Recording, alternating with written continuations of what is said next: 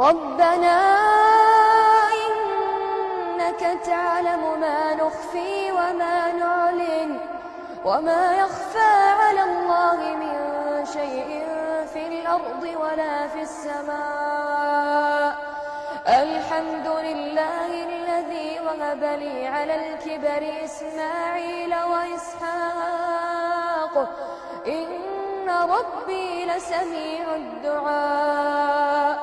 رب اجعلني مقيم الصلاة ومن ذريتي ربنا وتقبل دعاء.